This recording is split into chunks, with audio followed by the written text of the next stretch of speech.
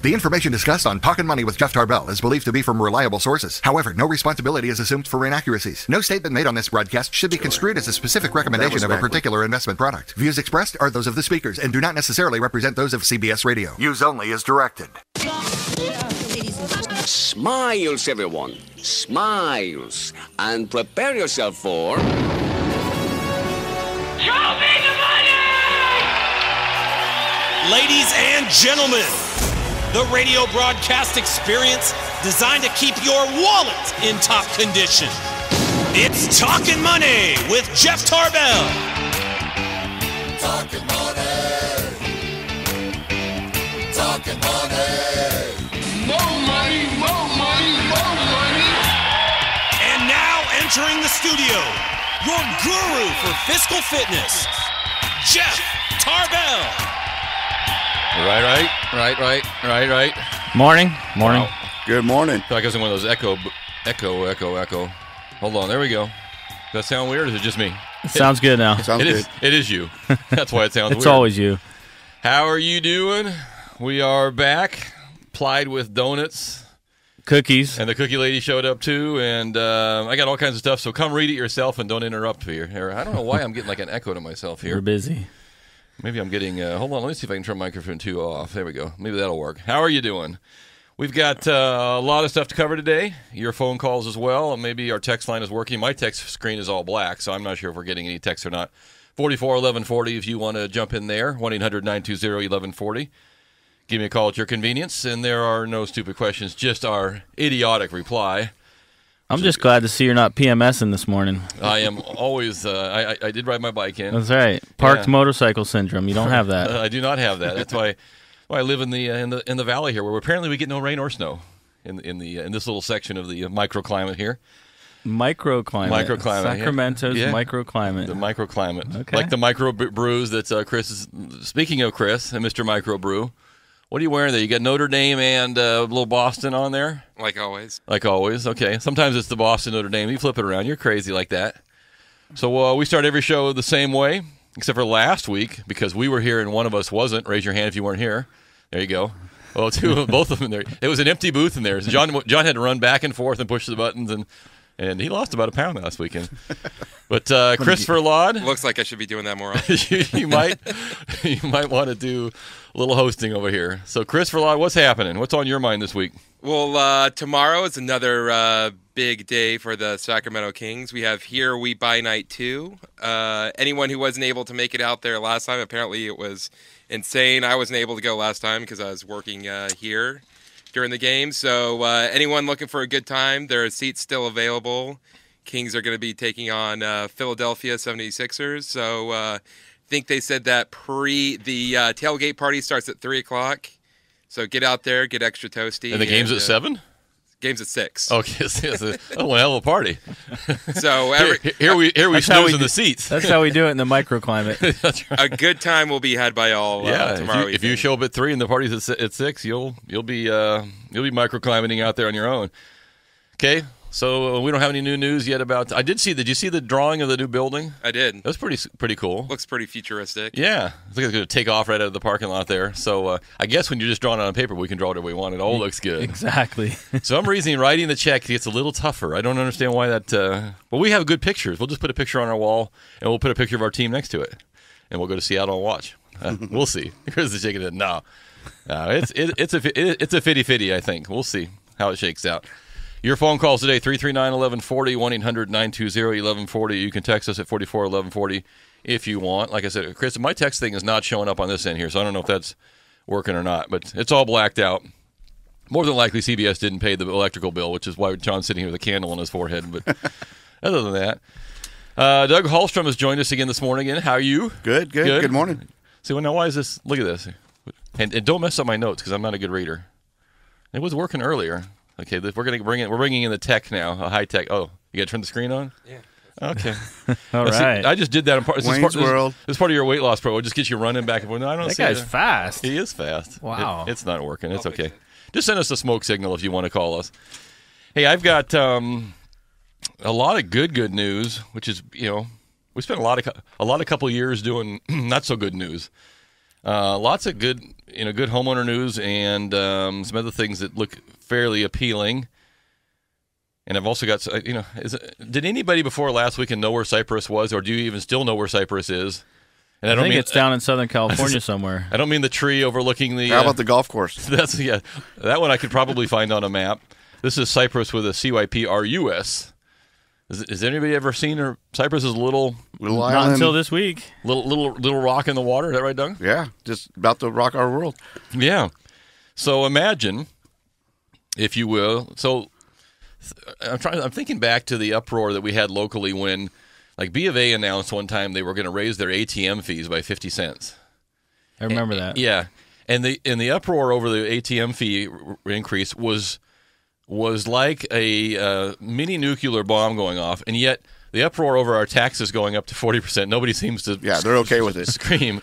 But if you take 50 cents, so imagine if you went to the bank and the bank A was closed, and B said, when we open back up, we're kind of contemplating maybe like a 40% withdrawal of your account. This was plan A. So if you had over 100,000 euro, which is, the euro was about 1.2, somewhere there. Almost 1.2. Yeah, so imagine you had 125 grand in your bank. You're doing pretty well. And the bank's, puts a note on the door saying when you come back, you're going to have about 80. So you can imagine that people... But you can have it. Yeah, when we open, if we decide to open. So the peoples of Cyprus, not so thrilled about that. That plan changed, and the latest that I saw as of this morning. In fact, Doug was checking his smartphone there. We think they're maybe coming back with another plan that's about 10% of a one-time withdrawal of your account, about 10% if you're over 100,000 euro, and maybe about 6.5 if you're under. Still, 10 grand just gone, just for having the pleasure of having your money in their bank. I just think you just print money like everybody else does, right? Well, they're not watching. Get out those printing machines. They're not watching the Americas over here real well, are they?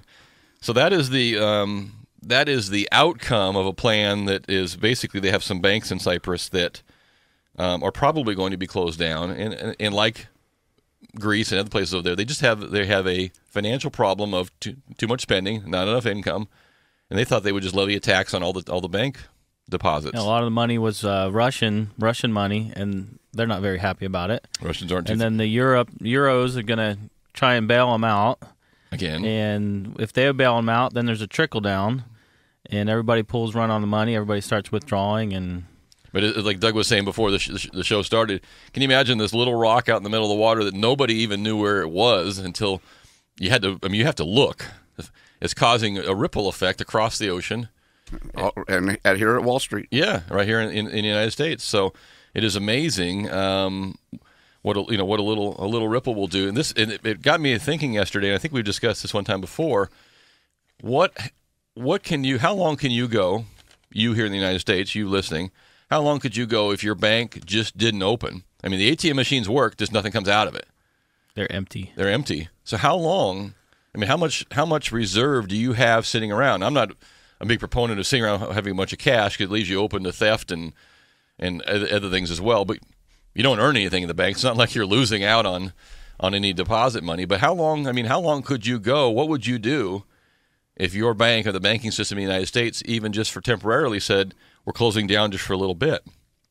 And the answer for most of us is probably not more than a couple days.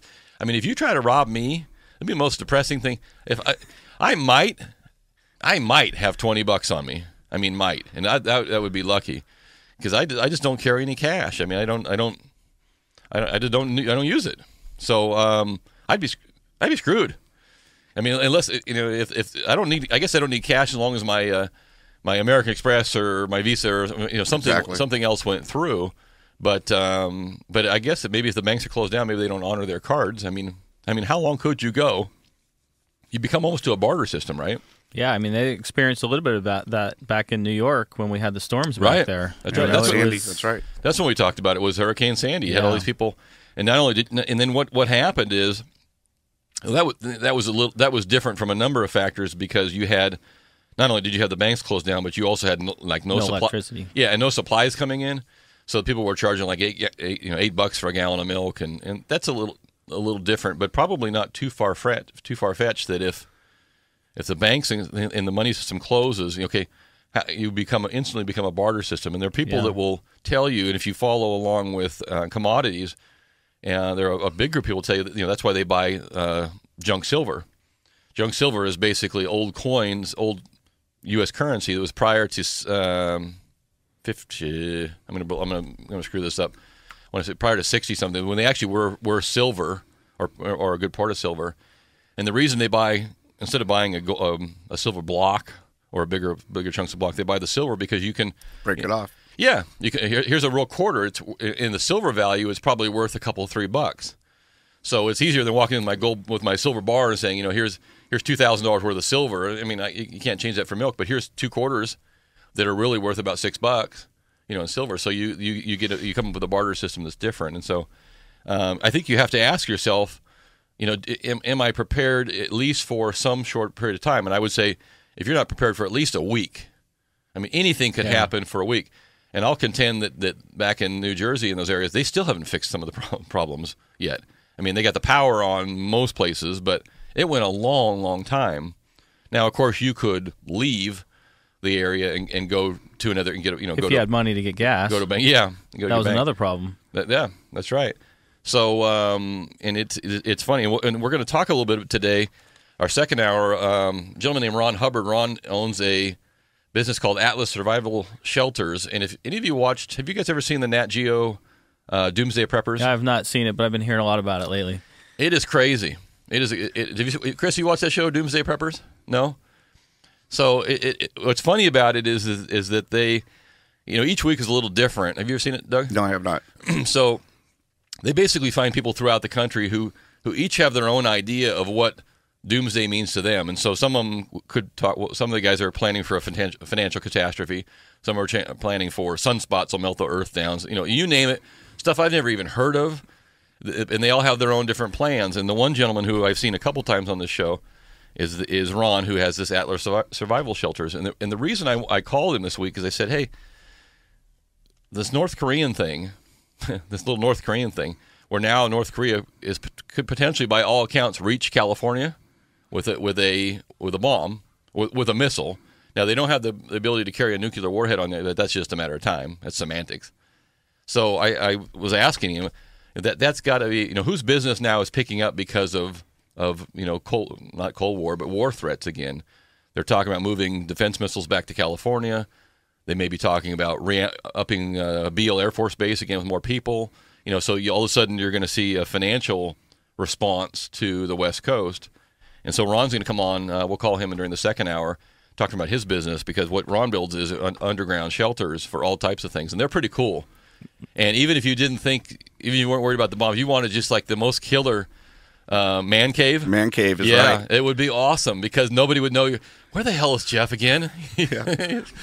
I checked the bathroom. He's not in there. He's in the man cave, underground, 20 feet underground. So we'll talk to Ron. So if you are familiar with Doomsday Preppers or any of those items, hang in because what is his website? It's atlassurvivalshelters.com. In fact, John, I'll have you pull that up when he calls back in. It's got some pictures of these units, and they're pretty plush. They're very nice. Yeah, I mean they're you can do a lot in a little concave circle there if you decided you want to do that. So I think what we'll do. Speaking of reality TV, I'll come back to this when we come back too. I guess all reality TV isn't really real. No, it's not. No, and Storage Wars is one of my favorite shows. Don't shake your head like you know that. Have you seen Storage Wars, Chris? Chris, you got to get out. I think Chris likes moonshiners. Storage Wars is super fit. We're going to talk about Storage Wars when we come back. We'll do that too. How is there always like gold or something that's worth like $10,000 in every storage unit? Not everyone. Someone gets burned once in a while. In fact, the guy who was getting burned is now suing them. So we'll cover that. We got to. What do you got for quiz questions there? 339-1140. I do have some HARP 3 refinance information coming up. We never did finish our 12 debt miss. I promise we'll finish that this week. And then also my financial planner called me and said, you need to look into long-term disability care. I'm 46 years old. We'll talk about that. 339-1140, 1-800-920-1140. You can text us at 441140. Your choice. We've got some. Where's your round table? Your artisan. You got the artisan pack Yes, I there? do. Yes, I do. What are we giving away? We are giving away, Yes. we have a couple ski passes. Yeah, but more than that, the artisan flatbread pizzas Yes. now at Round Table, starting at just $6. We need to figure out how to get the artisan round table pizza delivery in the morning rather than always the cookies and the donuts. We need to go because that almost sounds healthy Almost. compared to the donuts, which Well, are especially the script. They're light and refreshing. yes. Each bite loaded with flavor from gourmet toppings. We have the primo pepperoni, fresh mozzarella and basil, all on lighter, crispier crust. You know, it almost sounds like you're not reading that. It almost sounds like I was doing it just for you. But anyway, we do have the flatbread pizzas, artisan, Yep. from Round Table, the last Onnit's pizza. So we'll give away those today. We have, they're starting just under $6. Like, give me some flavors though. I don't know what you're talking about. What flavor do you like? I like the pepperoni one. Pepperoni artisan, Yep. roasted veggie, No, that sounds healthy. I don't like that. and tomato pesto. That sounds Actually, good. it's roasted veggie and chicken. Oh, okay. Well, you throw some chicken on there. It's got to be almost unhealthy. Chris, which one do you want there? Pepperoni. The pepperoni. Pepperoni. We got one for the veggie Meat in the lovers. back. The meat lovers. Oh, the tomato and pesto. Sorry. Okay, in case we may take an order. So we got I think we got to sample them all. We do. We'll get those delivered. We'll get those in here. So we'll give those away. If you want some round table, if you want a ski pass to Sierra Tahoe, we'll do that as well. Go ahead with our first question of the day there, boy. First question. So we're talking about informal eating. Do you know what informal eating is? Well, probably our. You don't have to wear a suit and tie. Oh, the nice. I've never. We're talking about basically your Sonics, Domino's, Burger King, Wendy's, McDonald's. round table. The Round Table. The question is, what is that market in dollars a year? How much is spent a year on the informal eating out? That's got to be a big number. It's a very big number. 339-1140. We'll just take it if you're even closest to it.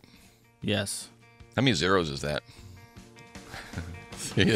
You're beyond That would finger. give it away. Okay, I'll give it away. 339-1140, 1-800-920-1140. I still have no text at 44-1140, but we'll figure it out. How much money annually is spent roughly on informal dining or eating out? Not the sit-down restaurant types. 339-1140 or text us at 44-1140. Doug Hallstrom, John Fodero, Jeff Tarbell. This is Talkin' Money. We're going to be Right back, Jack.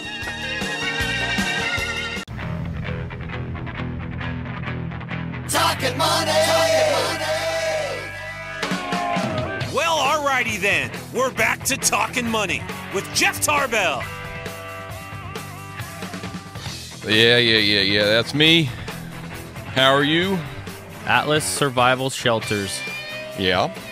These are very nice. We'll have them on at right around the 10:30 hour. About an hour from now, we'll have Ron Hubbard is the owner of Atlas Survival Shelters. We'll have him come on and talk about his business, who's buying them, why they're buying them. His business picked up because Korea says they can reach us now, or is his business picked up because people have money to spend? We have our quiz hanging out there. We'll let that go a little longer. And your choice, a ski pass Sierra Tahoe or a board pass, or I should say a lift pass. You can do whatever you want when you There's come on. more than 8 zeros in the answer. Oh, is there? Okay, so the annual expenditures in the United States, is that United States or worldwide? Worldwide. Worldwide on, I don't know. You don't know.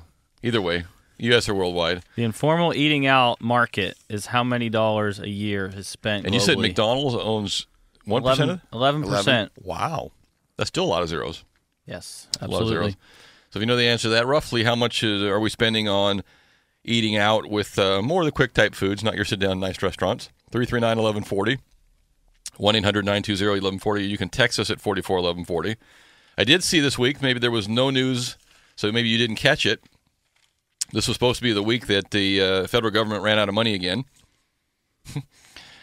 That's almost a joke. That just got brushed underneath the carpet. We are already out of money. I should say our budget was going to run out. The budget we've continually pushed along. So it didn't come to a head. They got it resolved. Of course, like all good planners and business people, they Kick the can down the road. they put it down for 3 more months until September. So I guess 6 months. Again, we have not had a true budget since the very first one 5 years ago. We are now budgeting by the quarter. And however, I got to say that in this case, because they didn't resolve the issue and because nobody wanted to look like a good guy or a bad guy or anything in between, the sequester stays in place, and that mandates through the end of the 2013 fiscal year, $85 billion in spending cuts will stay in place. So I guess we're going to get some savings, whether we like it or not. The problem is it's kind of arbitrary what gets saved and what gets cut, but nonetheless, we force them to spend a little bit less money than them maybe they would want to. I always find it hilarious when all the things that are being cut are the services to us. I mean, first off, these jacks are still getting paid for not doing their job, and their services aren't getting cut. The people who put themselves in this position who don't do their job properly. And yet, I thought the one closing down the White House to school kids was an abomination, and we should have run the doors with pitchforks and said, we're going to see the place. Now the FAA is shutting down some of the little towers, which is probably okay with me. If you're a small pilot, and I'm not, I tried to be one, didn't make it all the way through. Mm-hmm.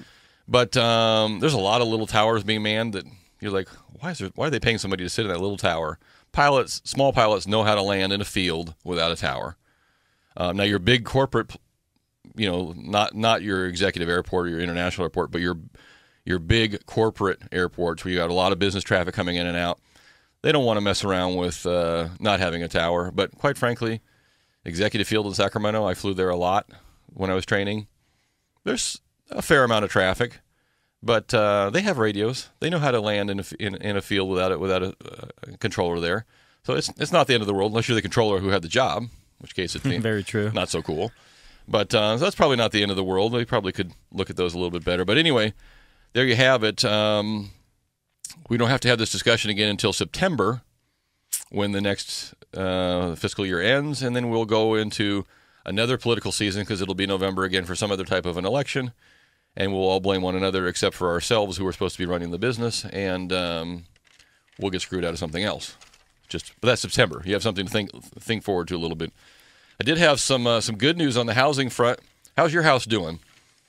You finally digging out? According to our local Sacramento paper, Sacramento area, at the end of 2012, 31.7% of Sacramento area homeowners are up underwater slightly, or let's see, what do these different marks here mean? Nearly half of all the people in 2009 were upside down. So we're down to about a third of all houses that are still underwater to some extent or not. And nationally, that puts us, the U.S. average is about 21%. So locally, we're still a little bit worse than the national average. If you want to take a guess on what state has the least number of homes, we won't do this as a quiz, but which state has the least number of homes underwater? Only 5% of their homes are underwater in this state. And it's always the same state that has. I think you have some relatives there, don't you? Used to. Yeah, okay. used to have some land back there, and quite frankly, not only is it the state with the least number of homes upside down, it's also the state with the most people looking for jobs. It's the state who's actually spending money marketing people. Please come here and work, please. And we'll get the state is North Dakota at 5%, Montana at 7%. Maine at 7.9. So much for your text question. Oh yeah, no, I said we won't do the question.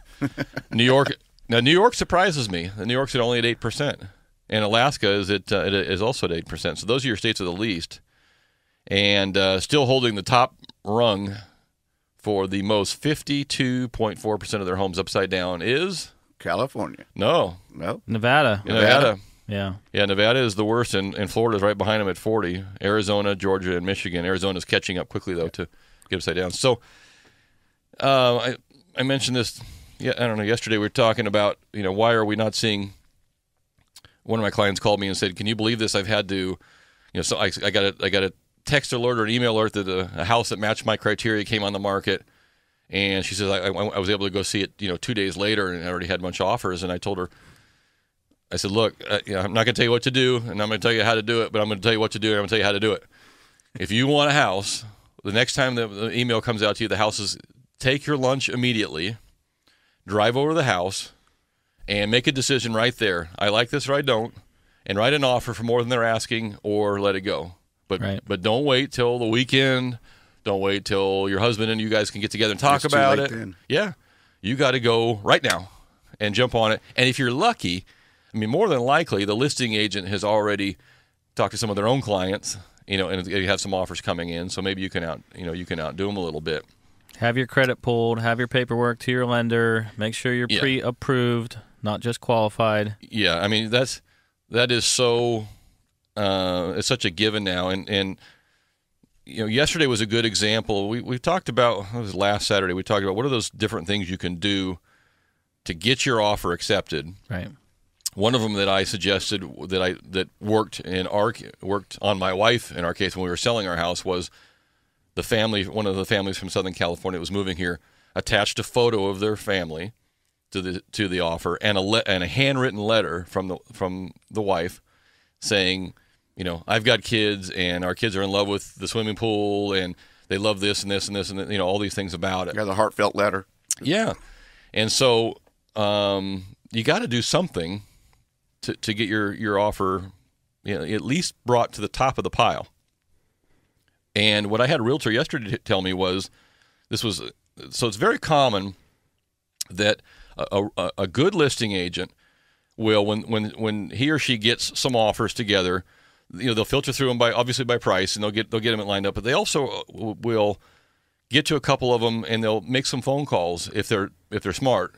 And so it's very common for me to get a phone call from a listing agent saying, "Hey, I've got an offer from Mr. Hallstrom.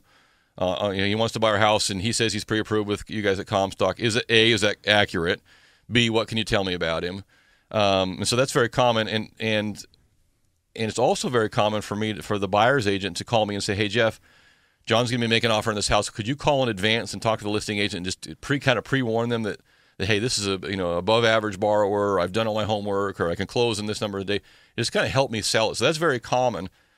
But yesterday I had two realtors in a row tell me, and this was on the listing side now. So this is not somebody that I knew. They had called me just to check on the borrower, and they said, "Hey, let me tell you why I'm calling you, because we went through all these offers and they were all very similar in price, but we recognized that the pre-approval letter from your company, from Comstock Mortgage, we recognize the name, we recognize the company, and as opposed to a big box one or somebody we hadn't heard of, we feel more comfortable at least talking to you about this offer to begin with." I thought that was very nice of her to say that, because I work there and it makes it better for me, but it was a real good value-added service to our client, because we want to be able to over-deliver and say, "Hey, look, your offer was looked at because of this letter." And so I think when you're thinking about that and all the things you can do to try to make your offer stand out, clearly, and this is not my words, this is what's being told to me by the listing agent, clearly who your letter comes from makes a difference to somebody. And so you need to ask yourself, and I'm being asked now all the time, "Hey, can you get an appraisal done in 5 days as opposed to 10? We don't want to wait 10 days to see if it's going to appraise." Okay, if you can do that, can you get the loan approval done in 10 days instead of 21 or 14? Because we want to move that up. Okay, if you can do that, can you close this in 21 days instead of 30? These are all the things we want to know, because if we're going to accept your offer, we want to get it done. And so having those abilities to do those kind of things could push your offer, a little higher toward the pile. And I've seen offers through our clients get accepted even when they weren't the highest price offer, and I've seen them get accepted over cash or significant amounts of cash because of the confidence level that we've had a discussion when these things can be done. So there is a difference, and I know this sounds very self-serving, but there is a difference on kind of who you're dealing with and what their reputation is in the market. Now, if you're buying a house in Southern California and I'm doing your loan, they're not going to know me from squat, so it's probably not going to help. But if you're buying one in this area, it probably is going to help a little bit to get you ahead of the pile. I don't know if you guys are seeing the same thing or. Yeah, Absolutely. Definitely. Yeah, I mean the listing agent and the seller, they all want to know that the deal is going to get done. It's going to get done on time, and they're not going to be messing around with different offers. So it's good. It's a good market out there. And even they're asking, the listing agent is looking for proof of funds in case they go over value. They want to make sure if the appraisal part, there's a difference. The buyer has ability to come in with that cash. Yeah, that's a great point. And I don't know if we've covered that or not, but so you are likely, not in all cases, but I would say at least half, you're probably likely going to have to bid certainly more than they're asking, and I don't mean huge amounts, but some amount.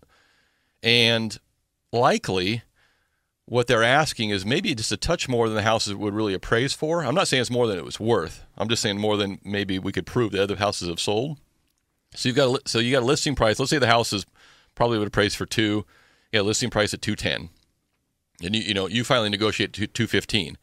You get everybody out. So you're about $15,000 over what we can prove that it's worth appraisal wise. I've been saying forever, somebody's got to pay more than the next guy. That's how prices go up. And the house is probably worth $215. And when rates are this low and you're paying the same as rent, it is worth $215. Yeah, next year it'll be worth $275. Yeah.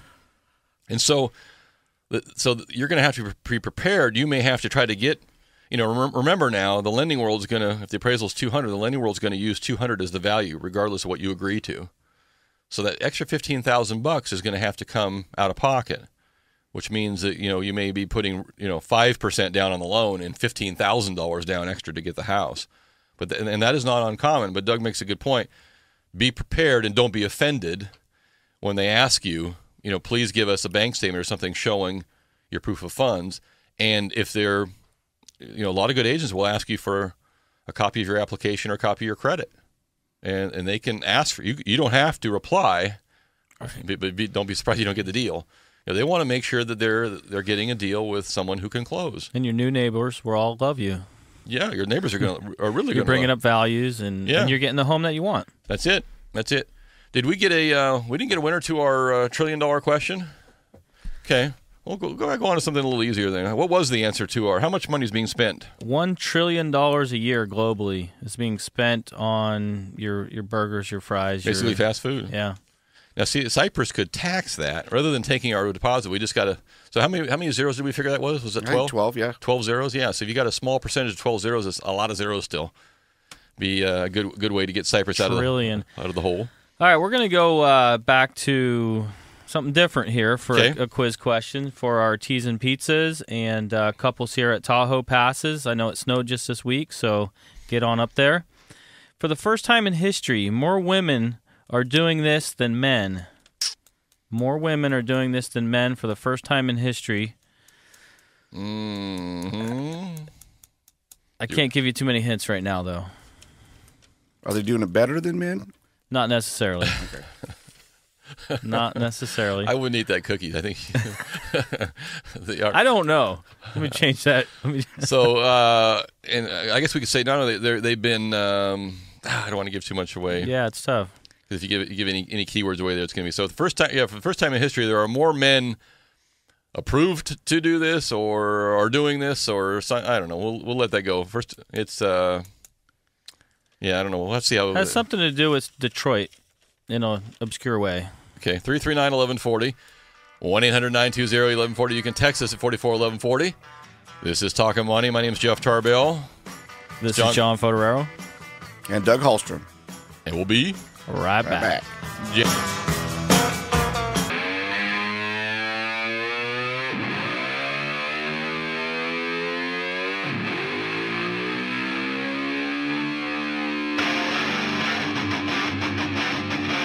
Talkin' Money. And we're back to Talkin' Money. And here's Jeff Tarbell.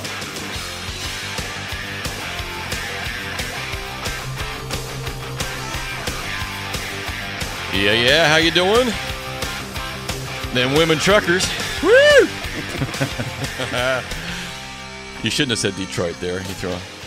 Made it too easy? For the first time in history, more women are doing this than men.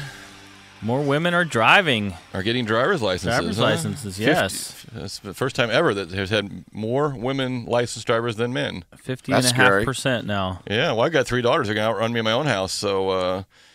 I heard you're buying them all M6s too. M6 is that like a Schwinn or is that the BMW? BMW M6. Yeah, I'm getting all M6s. M6. Yeah, I got an M6 for you right here. That's an M1. The M1. The M1. Women are getting employed more than men. That was from Dan. That would have been my guess. I did. You have to look and see. There might be more women employed than men already. No, you don't think so? Okay. Our on-site female observer is shaking her head. No, dummy. That is not the case.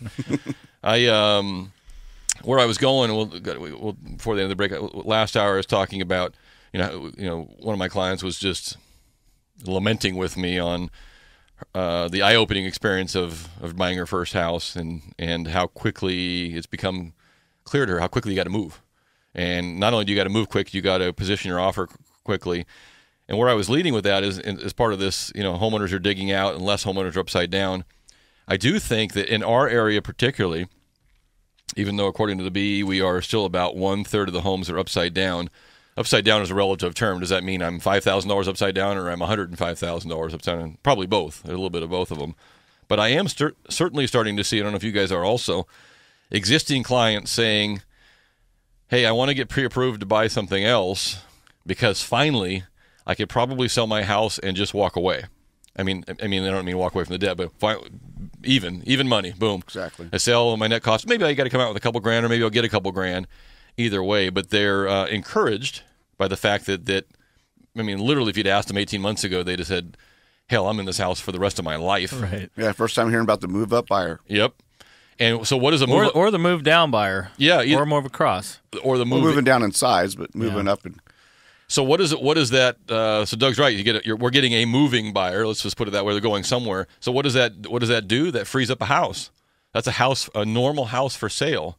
And I have been saying for a long time, we are not going to get out of the hole that we're in just terms of financially and fiscally and all the other issues we have until we have regular home sales. So John sells his house to me, I sell my house to Doug, Doug sells his house, and we all roll around and we all move, and then John moves in my house and his wife says, I don't like my car. We're getting a new car for that garage. I'm moving Doug's house, and my wife says we're changing the curtains and putting a new carpet in. And we all do something else, and all of a sudden, not only do we just buy the house, but we start spending all the other money that goes with it. And if you look at it on a percentage basis, it's about 300% more activity in a normal sale. So financial activity. So so for every dollar spent on actually buying the house, about $3 are spent total on all the other things that go along with it: re-landscaping, repainting, furniture. And I always say cars, but cars is always one of them. Everything in your life just kind of shifts and changes because it is funny. It's kind of like a mental thing. You start spending money, it becomes easier to spend money. And I'm not taking that old washer and dryer with me to that new house. There's no way.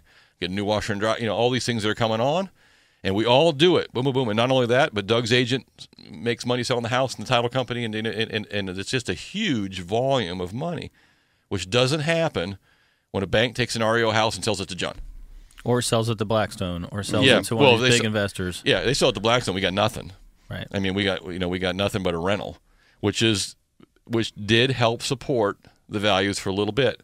So you can't be double-sided about it and say, if all those houses would have just hit the market, boom, then at the time would have just pushed prices down even further. I'm just hoping now that the banks, and I saw this for the first time yesterday, as I got an email from a client saying, hey, I made a short sale offer on a house. It was accepted.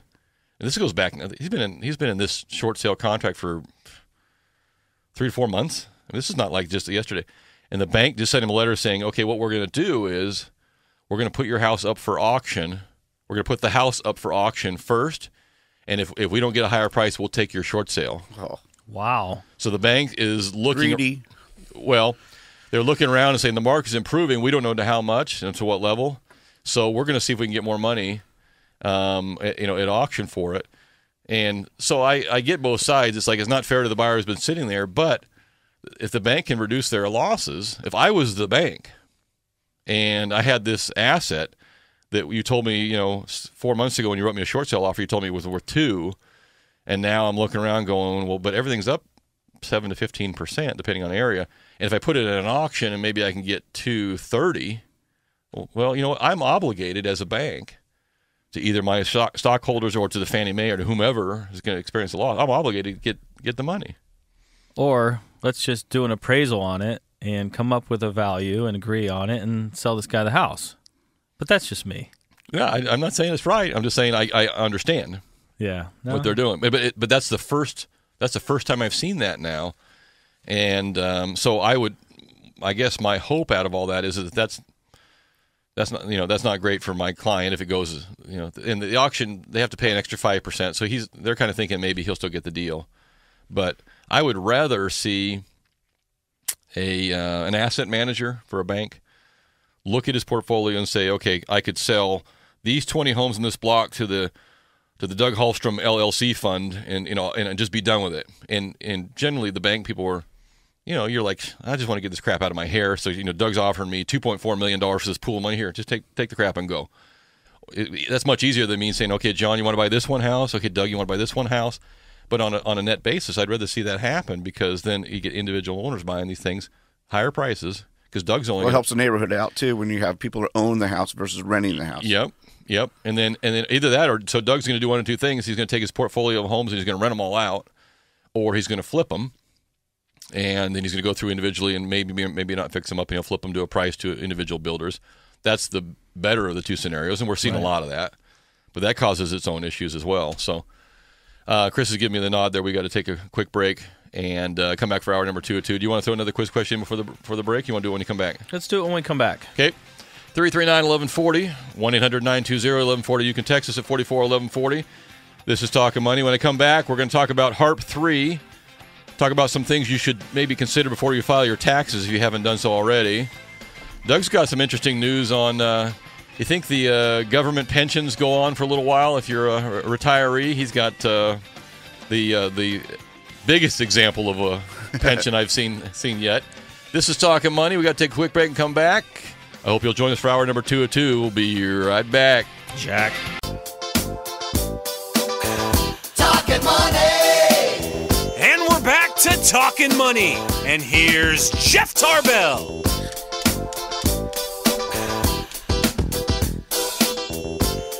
Name that band. You know who that is? JT? Yeah.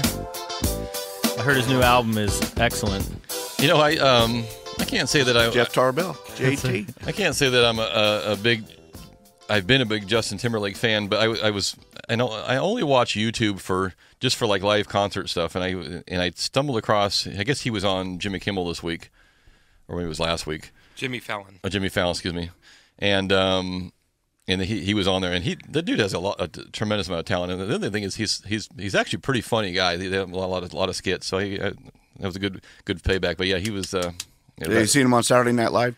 He's great on that too. No, I didn't. I don't know. I think I just saw him on a Jimmy Fallon skit, or maybe the one I saw was from Saturday Night Live because he goes way back. He was a camp kid, and it was pretty fun. Anyway, 339-1140, 1-800-920-1140. You can jump in at 44-1140 on the text if you'd like. Hour 2 of 2 coming up. Just about the half hour mark. We're going to talk to Ron Hubbard. Ron owns Atlas Survival Shelters. They are underground bomb shelters for sale in Southern California. He was featured on the Doomsday Preppers from Nat Geo channel, and if you've seen their units, they're pretty cool looking. Glorious man cave. Yeah. So I mean, imagine kind of those big corrugated tubes, like a metal tube, like the one you almost see going underneath the freeway, and that's probably the same material. They dig them down about 20 feet. He'll tell us, and then kind of fill them around with sand. I guess they're just almost indestructible, but it's what you do on the inside. It's so cool looking with them. So if you're looking for a man cave where nobody can find you, or a place where the North Koreans can't find you, then that might be an option. We'll talk about that with him. Don't have to worry about cleaning windows anymore. Huh? No, there is no window cleaning, and just a little vacuuming, or maybe those look like hardwood floors in there, so you can do that too. And maybe you can take some of your retirement money and spend it on your next shelter. Speaking of retirement money, what is that could have been a quiz question. What's the how many people are getting is it retirement they're getting? They're receiving Civil War benefits from the military for the child from. There's two children from the Civil War receiving war benefits from the government to this day. How much does it say? How much they get? They get about $878 a year in benefits. And these people are like, they were a kid, now they're like 90 years old and been receiving these benefits for their since the Civil War. And there was another one in there from the Spanish American. What was the other one from the 18? Yeah, the Spanish War. There's 10 people from the Spanish War receiving $5,000 a year. So which took place in 1898. So these checks used to keep it coming. So you think the military checks? I would never have guessed that we were still paying out on the Civil War benefits from. Now, were they from the North or the South? Or does it matter which side you were getting? Well, one is from Tennessee and the other one's from North Carolina. Okay, so one from each side. We're equally paying out benefits of $867 a year. Crazy. from the Civil War. So the pensions just keep on coming on. So that's our longest one we've identified as getting benefits. I don't know if that'll get you into one of these units or not, though. $867 a month might. You never know. I was looking at this. This is interesting. We've been talking about Fannie and Freddie and homes and loan programs and all kinds of things over the years, and it's always interesting to see that there's a lot of discussion going on right now whether we are at the end run of Fannie Mae and Freddie Mac. There are certainly, I think that if you ask most of the Republicans in Congress, they would probably like to see Fannie and Freddie come to an end or some change in the way that they're looked at, rather than being a true backstop of all the mortgages. The Democratic side tends to be in favor of keeping them around, and I would be in favor of keeping them around in some manner or another. I think that there'll probably be a day, not too soon, where Fannie and Freddie become one.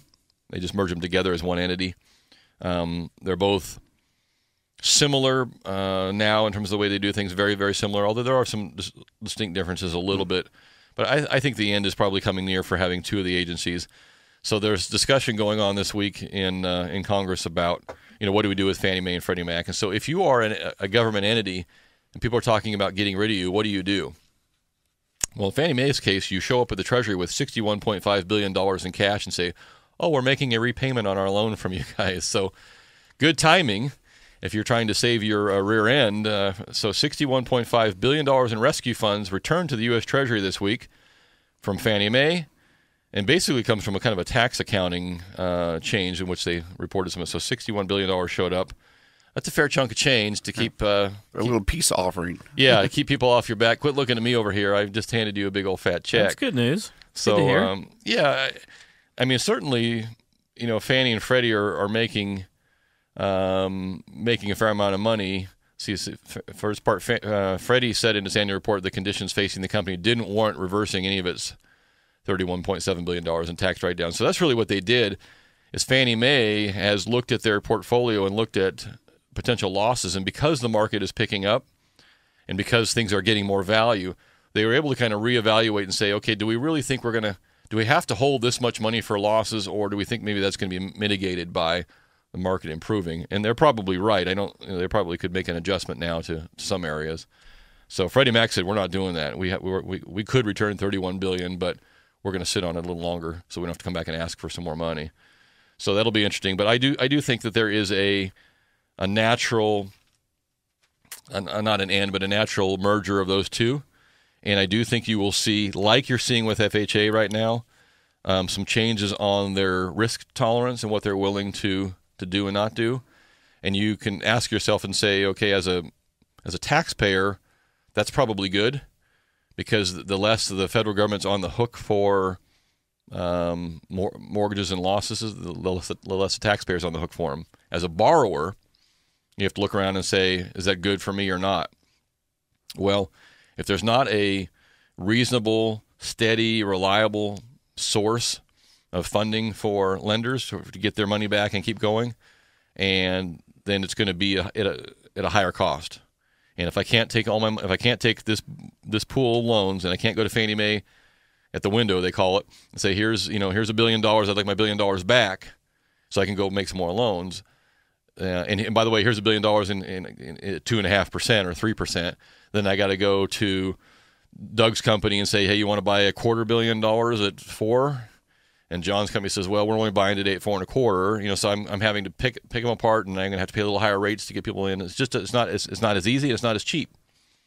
So it will trickle down to the home buyer eventually that the prices will go up. And that is how a true jumbo market works. If you're talking about jumbo financing and jumbo home loans, a loan that is above, theoretically 417 or 464 in our area. Yeah, 474, 950. There you go. And so a jumbo loan is a loan that is not backed by anybody. It's the bank making a loan out of their own portfolio or pooling them together and selling them to Wall Street. And there's a higher cost to do that because it's not as easy, and it's not backed by the government, so it's a little more risky. So it has a little higher rate. So people and a little more down payment. Yep, that has changed a lot over the recent months. Yeah, so that's probably the other thing that we've seen. I've probably seen more higher end deals in the last 6 to 9 months. Yeah, 6 months for sure. Yeah, than I have probably in the last 2 years and 6 months. And the reason being is, so what's changed in the jumbo world? Well, you can now, it used to be 35% down, 30% down. Now we're at 20%. We're even have a program now with 10% down with a mortgage insurance. No, it's built in. It's actually built into it. No so monthly a little mortgage higher rate, but 10% down on jumbo money. We haven't heard or seen about that in a long time. No, we were just jumping up and down over 20% down. Exactly. Not too long ago. So a couple months ago. So you can get up to, you start getting above $1.5 million. It starts getting, you start getting a little more down payment requirement for sure. But yes, that price range and getting over $1.5 million, generally those buyers have the money anyway. Mm-hmm. But there is certainly a segment of people that go from, 700 to $1 million. $1.2 million. Yeah, where just up until middle of last year, you needed 25% down. In some cases, if it was considered a distressed market, which was California, you'd break that down to another 5%. So you're almost putting 30% down. Yeah, and that was a killer. I mean, 30% down. You talk on $1 million house, $300,000. That's a lot of change. Yeah. But also last year there wasn't really $1 million homes for sale or people purchasing them. Yeah, and that's changed in the last 6 months. It has. So that market is picking up. And obviously, you have to have good credit. You have to have some reserves. You got to have a good borrower. But a little bit more criteria. Just because we have this opportunity now is fantastic. Yeah, with 10% down, that's huge. Yeah. So, and we were speaking we're on the little mortgage topic, and if you're tuning in just now, we're going to have some guests at the 10:30 hour. Atlas Survival Shelters will give Ron a call and talk about his business a little bit too. I get a lot of calls about HARP 3. Is there going to be a HARP 3? There has been some discussion of, so HARP, if you are not yet familiar with that term, it allows you, for a Fannie Mae and Freddie Mac owned mortgage, allows you to refinance if your loan was prior to April of 2009. It allows you to refinance if you're upside down, allows you to refinance without an appraisal. There's some factors in there that generally you can't find anywhere else. But that still leaves a large segment of people on the sidelines that had jumbo loans or that had non-Fannie Freddie loans. I even had some people call and ask me, can I sue my lender for not selling my loan to Fannie or Freddie? Yeah, I have a client his home was sold on June 1st, 2009, one day after the cutoff. Yeah. He goes, why that date? Yeah, I don't know. So that's one of the discussions. The discussion right now, Senators Mendez and Boxer reintroduced refinance legislation. February 7th, reintroduced legislation to ease refinancing barriers for borrowers with Fannie and Freddie loans and extend HARP by another year. So this is talking about extending the existing HARP rules into 2014.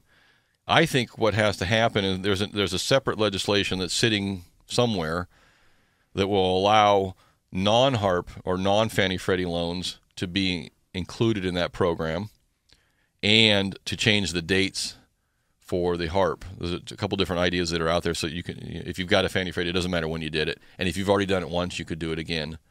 Because some of those people that did it right off the bat were at 5.5, I think. Yep. And now, you could be in the high 3s or 4. So they're not exactly thrilled either to know that they were thrilled. Yeah, you're one and done. Yeah, they didn't. That wasn't explained to them but nobody knew there was going to be a HARP 2. So how would you explain the possibility of doing something again? But and this comes back to the discussion of whose side are you on? Are you on the U.S. taxpayer side, or are you on the U.S. borrower's side, or the lender's side? Because if you're just looking from a taxpayer perspective only, I do not want Fannie Mae and Freddie Mac to guarantee loans that they're currently not guaranteeing. I don't want to increase the risk for something that they didn't originally do. So now I'm going to take Wells Fargo's mistake or B of A's mistake, and I'm going to make it a U.S. government problem. And so from purely a taxpayer standpoint, I don't want to see that. And that's been the fight, because now if that loan comes right now, if Chris in there loses his house, it's not a Fannie or Freddie loan. He loses his house. That's the bank's problem. It isn't Fannie's problem. It's not the tax. It's that's their loss. The minute I bring Chris's loan into the HARP program, and then he loses his house, now Fannie Mae's on the hook for it, and the U.S. taxpayer's on the hook for it too. All our problems. Yeah. So I don't. That's the challenge for those of you that are, checking in and asking what's going on with Harp 3, what's going on in Harp 3. The problem is that there's a reluctance to bring in that traffic into our taxpayer world. So we'll see. But I do think they will probably end up extending Harp 2 into another year. So I agree. It always just amazes me, like when I still get another call about Harp, it's like, where have you been? What have you been doing? I think it's 5.5% or something like that. Well, it's fascinating to me what triggers that call today. I mean, there's been a million radio TV ads and internet ads going on for 2.5 years, and what triggered it today was finally the good point to call it. It just fascinates me. There's a bunch of them out there that haven't done it, so we'll see how that works out. Got a couple lines open if you want to jump in. We're going to take a quick break. 339-1140, 1-800-920-1140. You can text us at 441140 if you'd like. When I come back, I am going to tell you a little bit about my buddies at Storage Wars. There's a little lawsuit going on amongst the folks at the on the reality television show, and our friend at Atlas Survival Shelters will give us a call when we come back as well. I do have a couple tips for you on preparing your tax returns. Some things you might want to think about as deductions that you may make a note and tell your CPA or put it on your computer return if you want to do that as well. What's your quiz question there? So we'd like to thank Sierra at Tahoe. We have a couple passes there to get up and ski this week while the snow's still fresh. Also the artisan flatbread pizzas from Round Table. And our quiz question here has to do with gambling, since, I don't know, I just feel like when we talk about our government all the time, it's just such a big gamble. And I feel like whether the show's going to continue on next week or not is a gamble. So. Absolutely. Got to pay for Joe Biden's hotel costs. That's right. That's right. Yeah, that should be our quiz question. How much does a good weekend with the Bidens run you? I want to be involved in that one. I know. That should be a good time. I know. But this another guy had a good time, apparently. Yes, he did. Terrence Watanabe. Yep. Is to be the single largest run, basically gambling, self-confessed gambling addict, lost how much money in his little gambling run in Las Vegas. And apparently he was promoted, he was fed drinks. And Sin City. All kinds of good stuff. All the sins. Mm-hmm. Everything. And the interesting backstory about him is that his family owned I can't remember the name of the toy. It was like a big toy company. Toy entrepreneur, right? Yeah, and they sold the company, and basically the entire net worth of his family's company was lost in Vegas in one long binge. That is one hell of a bad weekend. God, my head hurts, and I can't find my wallet. That's right. That sounds like a really good weekend. It is a fantastic weekend. You're right, Chris. I take that back. I am sure that for whatever, and I think it was more than a weekend. I think it ran on there. It ran on for quite a while. Yeah, for a couple. So what is the dollar amount of his loss? 339-1140, 1-800-920-1140. You can text us at 441140. And that would be one hell of a party. How come everybody's smiling right now? Everybody has smiles on their face. He lost. Even Biden would hang out with him. You could get a few weekends in with this guy. This is Talkin' Money. My name's Jeff Tarbell, John Fodorero, Doug Hallstrom. We're going to be right back. Jack.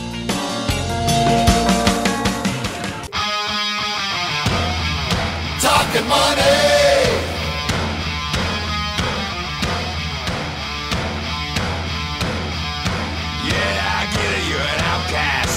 Under attack, always coming in last, bringing up the past. No one owes you anything. I think you need a shotgun blast, a kick in the ass. So paranoid, watch your back. Let's get back to action with Talkin' Money and your host, Jeff Tarbell. Right. Good thing these microphones are off during the break there. Oh, okay. Is that the FCC that's lifting my motorcycle into the back of the truck out there? 339-1140, 1-800-920-1140. You can jump in and text us at 441140 if you'd like. Mr. Watanabe, I think we did get a winner on the. Yeah, we got a couple that are close enough. So the gentleman's family, or he sold his family's toy. The Slinky. Was that what it was? I don't know. I'm not sure what it was. I don't know what it was. I don't know what it was either, but he sold his toy business and made a lot of money. But how much did he lose in Vegas? $120 million on a gambling run. Wow, that's a good weekend. Which casino won that money?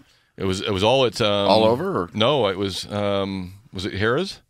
Because what what triggered my interest in the article was that this all happened in Vegas, and was it the New Jersey Caesars is suing over just some illegal operations as far as how they kept his gambling spree going, drinking, drugs, paraphernalia. So the New Jersey keep them going. The New Jersey gambling commission is going after the Vegas group for the Vegas business for how they, for the alleged misappropriation of his funds or alleged, mistreatment of him, whatever. But it's interesting. It happened in Nevada, and New Jersey's coming after the company. That's bizarre. So he'll probably maybe get a little bit of his money back, but he did settle with, the state of Nevada for walking out on some debts to them too. So they are very serious about you footing your bill there. So let's get to. We do have, I think, our guest on hold there. Hey, Ron, are you there? Yeah, I'm here. How are you doing? I'm fine. How are you doing? Good. Ron, Jeff Tarbell, and John Fodorero, Doug Hallstrom with you, and this is Talkin' Money. I've been talking throughout the last couple of weeks and all this morning about your business, Atlas Survival Shelters, and what got me on the topic, Ron, was some of the discussion locally about the North Koreans, having the potential to reach California now with something. I don't know what would be on the tip of it, but it could land here potentially, and it got me to thinking about, okay, what does that mean for us financially, and what businesses will respond to an act like that. And certainly the U.S. government's talking about putting some defense shields and things out along the coast. But I got to thinking about your business after seeing you on the Nat Geo show.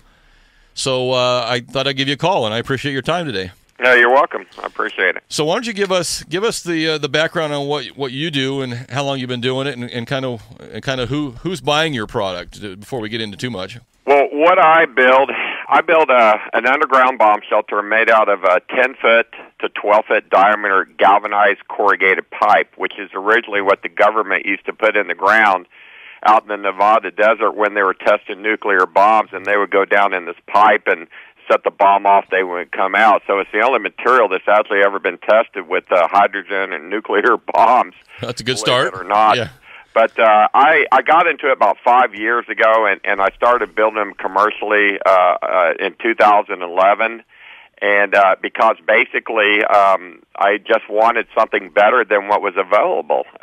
What I found when I shopped around was basically something underground with one way in and one way out. And I wanted to go into the shelter, and I wanted it to feel like a luxury RV.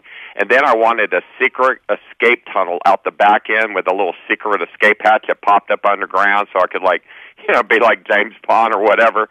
So I basically created my own shelter. But the thing is, I've gotten tons of global press and been on several TV shows and talk shows and whatever, basically because the story is a man in California is building these luxury bomb shelters for $75,000, where they're typically $1 million.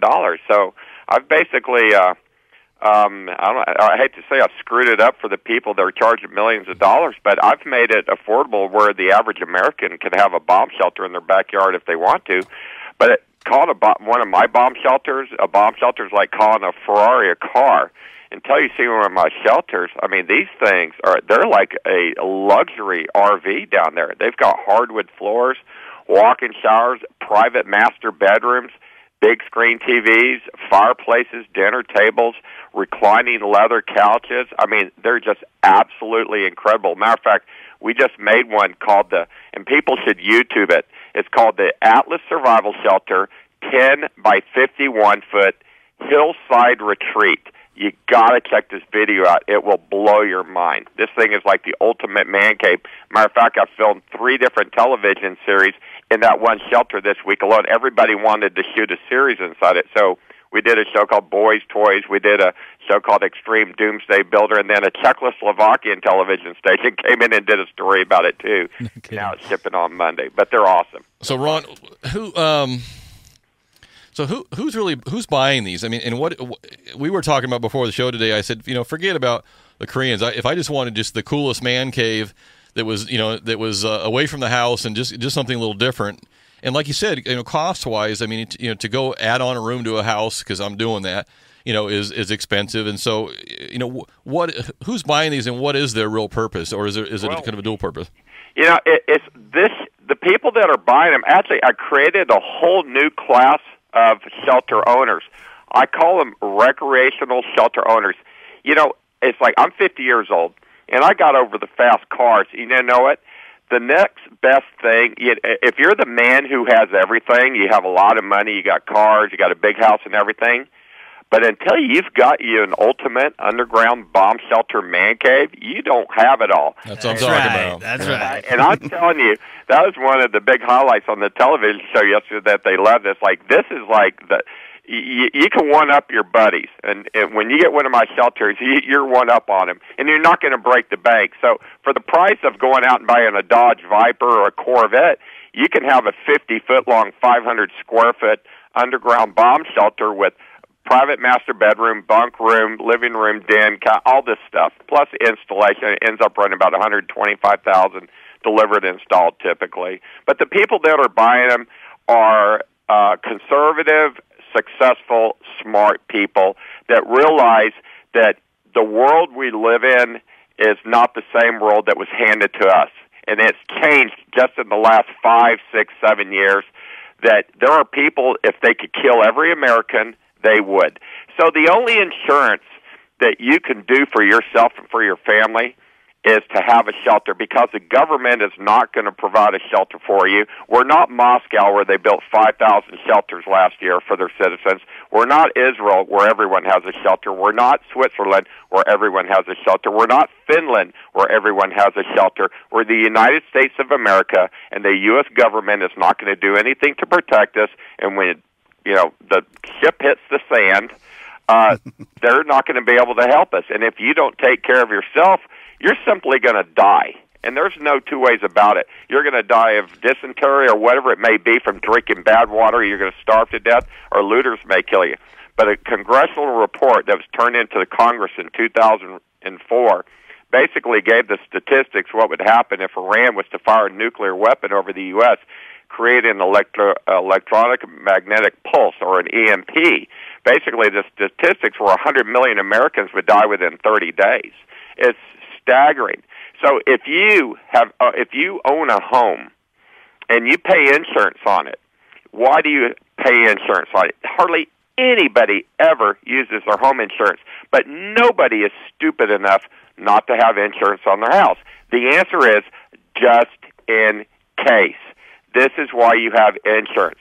You would be very, I don't even know what the word is, just unprofessional or just irresponsible not to have insurance on your car, to have health insurance, and to have insurance on your house.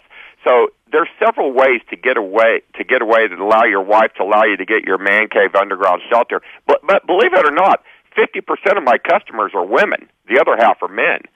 So, but you can say, honey, this is just in case. And if you look at the shelter made by Atlas Survival Shelters, this thing's like adding another 500 square feet to the house. Let's put the mother-in-law in there, or let's let the kids play down there. Yes. There's so many things. Yeah, we love her so much. Huh? If I advance the theory that my mother and my mother-in-law are going to be putting the man cave down there, they will bury my ass in the man cave. You know what? I want you to get on the internet, go to the YouTube, or click on our Facebook logo on the Atlas Survival Shelter website and look at the first video posted. It says the 10 by 51 Hillside Retreat. I promise you, you'll say, honey, I'm just going to spend the night down there. It is that nice down there. You've got your dogs playing poker pictures up. You've got your fireplace going. You got a 46-inch big screen TV. And we put in the most luxurious leather couches inside these things.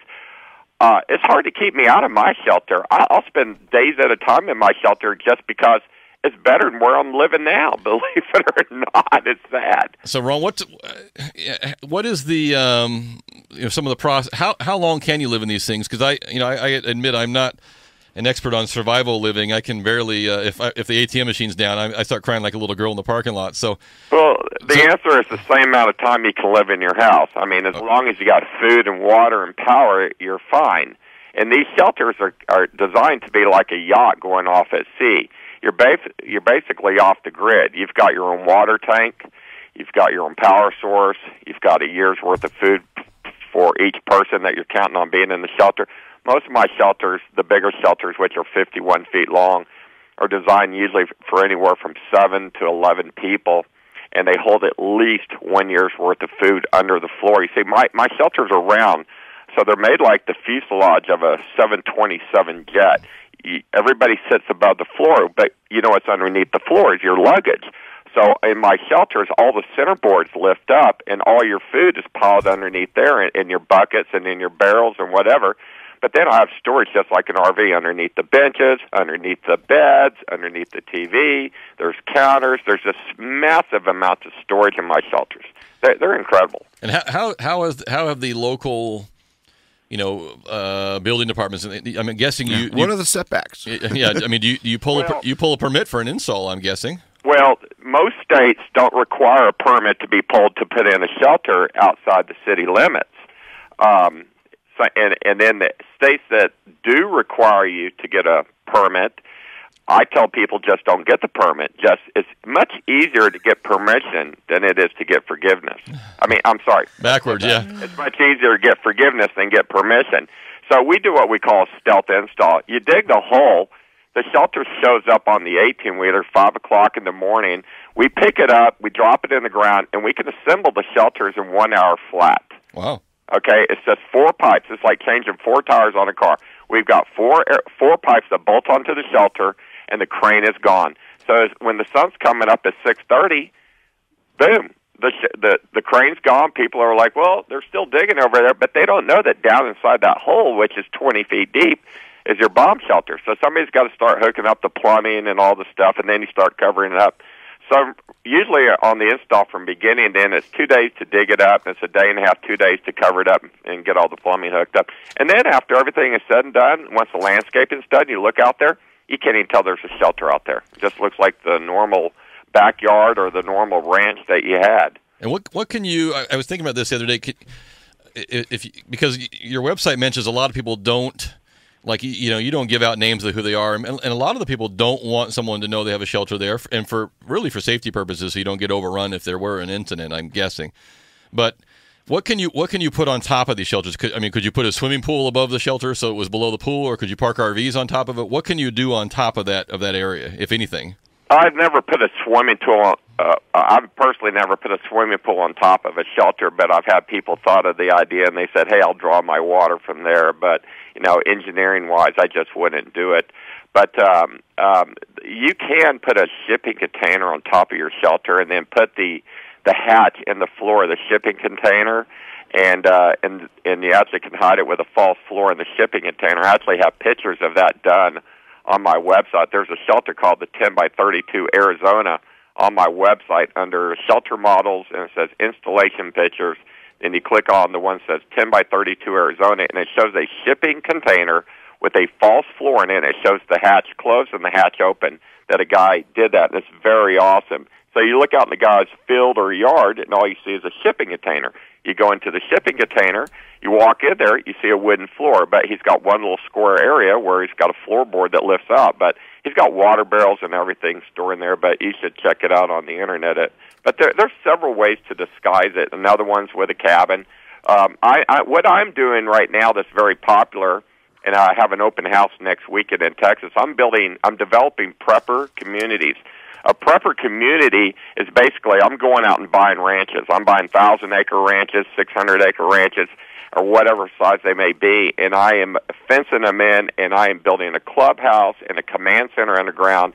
And then instead of you spending $2 million to go buy your own private ranch, you pay anywhere from $50,000 to $75,000 typically, and you got the right to come into my land, bury your shelter. You'll have 10 to 15 acres of privacy between you and the next shelter, so you feel like it's, you don't have any neighbors around. But you've got the whole run of the whole ranch and the amenities, which are skeet range, rifle range, basketball, volleyball court. We have a dinner bell, and we have roundup. Ring the bell, and people that come in, they eat dinner, and then we have dinner. we have a kitchen in the clubhouse, and it's just fun. But I have an open house at my Texas prepper community, which is about 2 hours from Houston on Easter weekend. And I've got, I don't know, 50, 60 people coming in that want to see what it's like. And when they get there, they're going to realize that you've got like-minded people there that think just like you. They get to bring their dogs, their family. I invite them to bring their guns if they want to go to the rifle range and shoot their guns, because it's all these big boys being all these men being boys, bringing their toys and shooting their guns and having fun. But it's fun. I'm going to make a video of it, and I'll post it on YouTube. I didn't do it the first one we had, which was a month ago.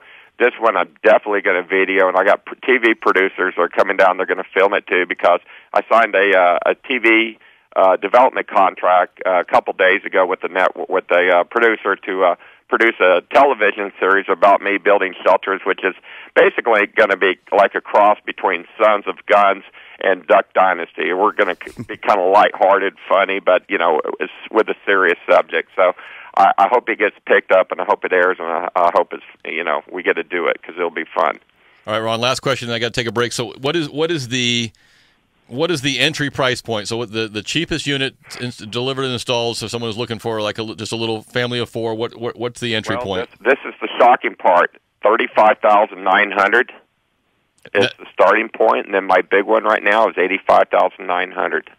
I've made it so affordable that every American, if you can afford to buy a Ford pickup, you can afford to have a bomb shelter nowadays. And that wasn't the case until I started the business, is why I started Atlas Survival Shelter, so everybody could have a shelter if they wanted one. Appreciate it, Ron. It's atlassurvivalshelters.com. Yeah. Have your listeners go in and please like me on Facebook and follow me, because we put up postings of get-togethers and prepper meetings and on my Facebook like every 2 or 3 days. Very good. Appreciate Ron Hubbard very much, and have a great Saturday, and stay safe. Thank you. I'm coming to your house if it all comes if it all hits the fan. We'll see you. Well, call me anytime. Okay, bye. Now, see, he has the perfect business pitch. If you don't use me, you're going to die. Exactly. I'm going to make a commercial for that. I like on his website, better prepared than scared. I'm going to adopt that on all my radio commercials now. You could get a loan somewhere else, but you'll just die if you do. This is Talkin' Money. We'll be right back.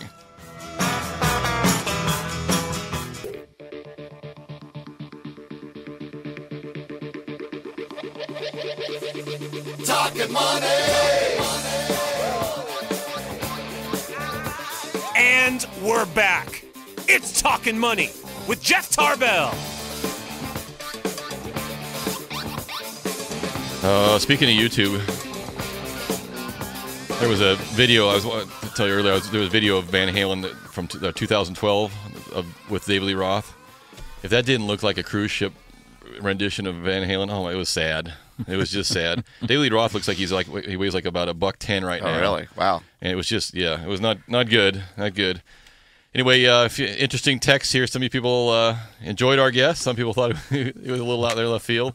Hey, all I know is the guy's a good salesman. He's got me wanting to, and I feel like I want a man cave. You got to have a man cave to put your in-laws in. There's no question about it.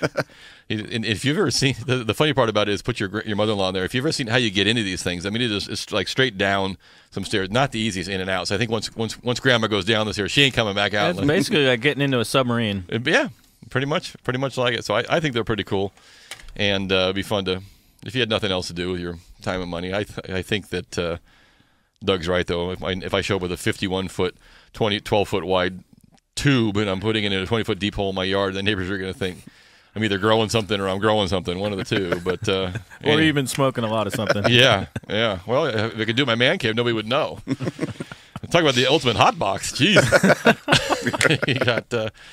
We've got. I didn't get to our Storage Wars, so since we're on the Ron was on the Doomsday Preppers, which is on National Geographic. I mean, if you haven't watched that show, you've got to DVR that show, because there are you think this guy was excited, and there are some way outs on that show, and there are things that you would never ever imagine.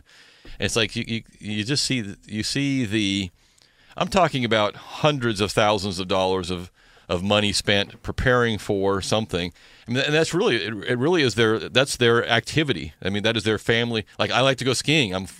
They like to go find 55,000 pounds of flour and stack it somewhere. Yeah, we started the show with how much money do you have that you could survive how many days, and we're talking about like 12 hours, and these guys are surviving for months at a time. Or a year. Your supply of food and per individual. That's right. We all think a little different. You mean McDonald's is closed? I can't make it. So this is in the reality world. This is one of my other favorite shows that I like to watch is Storage Wars. And my wife's favorite individual on Storage Wars was the guy who goes, "Yup." He gets Dave Hester. So Dave Hester, I noticed when the new season started, which it just started, he wasn't on there. He wasn't on the beginning. Family wasn't. He wasn't on there. I'm like, okay, what's going on? So I Googled it, and apparently Mr. Hester and the folks at A&E are under a little bit of a disagreement. I'd call it a lawsuit. Dave Hester filed a lawsuit against A&E Television Networks, alleging the producers of Storage Wars rigged the reality TV series by salting storage lockers. That doesn't mean it was snowing and you didn't want to slip. That means they were putting in items in certain lockers, which he didn't apparently have a problem with until there's a full description here of the case. But basically, it ended up being where they were salting the lockers that he wasn't winning. So he would pass on a locker. They'd put some nice stuff in there and make him look like an idiot. And then the lockers he would buy were, like Chris was saying, probably real lockers. I mean, the ones that didn't have all the little the little goodies in it. And I'm sure that no matter where you go, you could find some cool things once in a while, but you don't find them every single locker. So he was he's been doing this for 26 years in the business of buying lockers. He alleged that it made him look like an idiot because everyone he'd pass on had some cool item in it. Everyone he'd get was a bunch of used old clothes. And it got to the point, I don't know if you've ever watched that show last year, he lost his business and was basically working all his retail business, working out of a little warehouse with everything just kind of stacked in the warehouse. And then he was running around these big trucks and big trailers and everything else too. And it pretty much, in his allegation, pretty much wiped him out because people just quit coming to him. So he is alleging that the TV show, was conspiring against him, and they're just basically saying, hey, they're all on contract, and he was just mad he didn't like his new contract. And this dates back to a lawsuit from the 1950s. In the 50s, most of the quiz shows in the 50s, many of them were rigged. And there was a huge lawsuit. In fact, not only a lawsuit, but legislation that came out of the 1950s quiz shows. There's actually new laws now saying, about basically truth in advertising on the television. And he is suing under one of those articles from the 1950s saying, hey, you can't do this. So wasn't there a movie called The Quiz Show that kind of had that rigged? I think the movie is based on that lawsuit. Mm-hmm. Very underrated movie. It's really, really good. Oh, yeah? Yeah. Who's anybody we would know that you? Ray Fiennes is in it. Oh. He's like the main guy. Okay. So it's basically said they've got a big time winner. He's really smart, and then it's kind of like, well, we need to get rid of this guy. And Ray Fiennes comes in. He's really he's got a good look and everything. Everyone really likes him. So then they start giving him answers like, this is the answer. This is the answer. Nice. So that he goes week after week. He keeps winning, and people keep watching because he keeps winning. Okay. I think I did. I don't know if I ever saw that, but I do recall that. It was a while ago. Mid-90s, early mid-90s. I'm surprised you would know that with all your expertise on wax on, wax off. I thought that's mid-80s. So. You only watched one show the whole time. So anyway, we'll see how that shakes out. But if you're telling me the Love Boat wasn't real also, this show is over. I'm out of here. That was not reality. That was real TV. Because we were all on there. I was on the Love Boat last year. Was that 2 years ago? 2 years. 2 years ago. That was fun. We are running down the last few seconds. I got a few. I don't know. You know what? Let me finish a couple of things here. This one is probably the most important. What is the date today? March 22nd, 3rd? 23rd. 3rd. So your taxes are due in basically 2.5 weeks. Probably most of you have filed them already, I would imagine. Well, let's put it this way. If you're due a refund, you've already filed them. If you're self-employed, you're not. If you didn't even start them yet. If you owe money, you're putting on extension. But remember, it's an extension to file, not extension to pay. Here are some things you might think about. Quite a few of you do your own taxes, and understandably so. You don't need a CPA to do. If you're getting W-2s and a couple of write-offs, that you can do that on either H&R Block does them for you. You can do them on your own programs, but we had an H&R Block problem last week. Yes, there was a little problem with H&R Block getting refunds. They forgot to check the box. So some things you might want to think about from 2 minutes. What are you talking about? We're just getting started. I apparently got going. So here's some things. If any of these things happened to you last year, these are taxable events you might consider about some write-offs, and I won't be able to get into all the description. But basically, if you were married last year, that could be a change in the tax code. Divorced, had a child or adopted a child, changed your employment, started a new business, had a natural disaster, had a change of head of household, excessive medical expenses, you retired or you died. Now, the last one, if you died, I don't think you need to worry about your taxes this year. Someone else will cover those for you. But the others are all events that have something that related to a taxable write-off for you. So make sure that if your life had some significant changes in there, you can reap some tax savings. I can bring this back for next week too as well. We'll cover some of the issues. For example, if you were paying for a recruiting service or paying for someone to write your resumes, those kind of things too, those are deductible, assuming you had some income to deduct them from. So I didn't even get into why I need long-term health care. I guess maybe I should stop eating those donuts. Donuts, cookies every Saturday morning. Yeah. That music means we got to shut up and get out, which is normally how they start the show with us. Appreciate it, John, coming in. Doug, appreciate you. Thank you very much. Doug Hallstrom, John Fodero at Comstock Mortgage. You can look them up when you're done looking at the Atlas website. If you need to finance the installation of a unit, these guys can help you with that. Apparently, Boris Berezovsky from the Russian tycoon apparently just died in Britain after numerous attempts on his life. So maybe he needed one of those. Oh, is that right? You're reading the up-to-the-date stuff there. Up to the date. Just this is like a real news, like a real news station. Hey, you can follow us on Facebook if you'd like. You can find me at JeffTarbell.com. We'll see you next Saturday, everybody. Have a great Easter week, and be safe, be cool. Aloha. See you in the tower. Talking money.